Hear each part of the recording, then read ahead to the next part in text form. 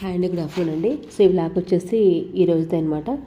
So ఈరోజు జనవరి 26 కదా, republic day. So ముందుగా అందరికి వచ్చేసి గణతంత్ర దినోత్సవ శుభాకాంక్షలు. అయితే మేము ఇప్పుడు ఎక్కడికి వెళ్తున్నామని అనుకున్నామనంటే, మేము వచ్చేసి ఇక్కడ కోరమంగళలో ఉన్న టెక్కీ గణపతిగా పిలువబడే మహాగణపతి దేవస్థానానికి అయితే వెళ్తున్నాం అనమాట.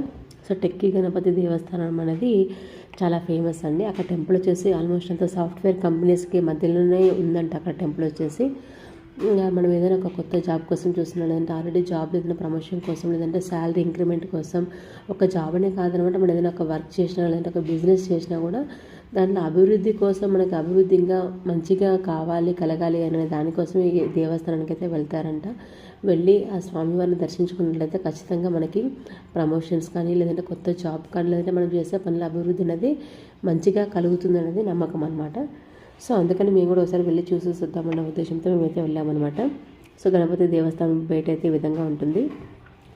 మేము ఆల్మోస్ట్ వెళ్ళేసరికి అయితే 11:30 అలా అవుతుందన్నమాట. 12 o'clock అయితే క్లోజ్ చేస్తారండి.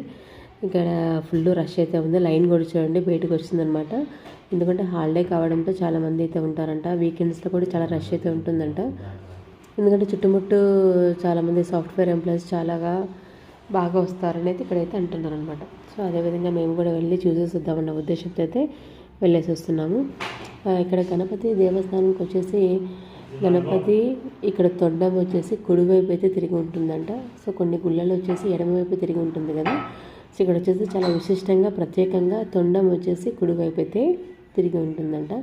సో కానీ ఖచ్చితంగా మనకి పని జరగాలి, ఒక ఏదైనా జాబ్ కోసం, నిరుద్యోగులు కూడా ఏదైనా జాబ్ కోసం చూస్తున్నా కూడా ఖచ్చితంగా అక్కడికి వెళ్తే మనకి అనుకున్నది మాత్రం ఖచ్చితంగా నెరవేరుతుంది అన్నది చాలా నమ్మకం అని అంటున్నారు. సో అందుకని చాలామంది అర్చనలు, అభిషేకాలు చేయించే వాళ్ళు కూడా చాలామంది ఉన్నారనమాట. ఇక్కడ ఈ విధంగా పక్కన వచ్చేసి ప్రసాదాలు అయితే పెడుతున్నారనమాట. మాకు ఆల్మోస్ట్ రష్ ఉన్నా కూడా ఒక 1/2 hour అట్లయితే అయిపోయిందనమాట. సో కరెక్ట్ ఈ బ్యాచ్ వరకు క్లోజ్ చేసేస్తారు. ఇంకా 12 o'clock అయితే క్లోజ్ చేసేస్తారు. ఈ విధంగా పక్కన అయితే కొబ్బరికాయలు అయితే కొట్టుకోవచ్చారంటున్నారు. ఇంకా మా పిల్లల సంగతి తెలిసిందే కదా, ఇంకా చుట్టూ ప్లేస్ ఉంది కదా, తిరిగి ఇంకా అంతా పరిగెడదామనే ఉద్దేశంతో ఉండకుంటున్నారనమాట. ఇక్కడ చూడండి సాక్షాత్తు స్వామివారు అయితే ఈ విధంగా ఉన్నారనమాట. సో మీకు కూడా చూపిద్దామన్న ఉద్దేశంతో నేనైతే చిన్న వీడియో క్లిప్ అయితే చూశాను.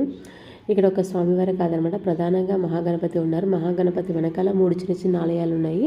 సో అందులో వచ్చేసి ఒకరు పార్వతీదేవి, ఒకరు వచ్చేసి శివుడు, ఒకరు వచ్చేసి సుబ్రహ్మణ్య స్వామితో ఉన్నారనమాట. సో మొత్తం టోటల్ ఎంటర్ ఫ్యామిలీ వాళ్ళే ఉన్నారండి, 4, శివపార్వతులు, గణేశుడు అండ్ సుబ్రహ్మణ్య స్వామి. సో కాబట్టి ప్రధానంగా అయితే మనకి మహాగణపతి దేవస్థానం. ఒకవేళ ఎవరైనా బెంగళూరులో ఉండి ఏదన్నా నేను చెప్పిన సమస్యల్లో ఎవరైనా బాధపడుతున్నట్లయితే ఖచ్చితంగా దర్శించండి, మీ కోరిక ఖచ్చితంగా నెరవేరుతుంది.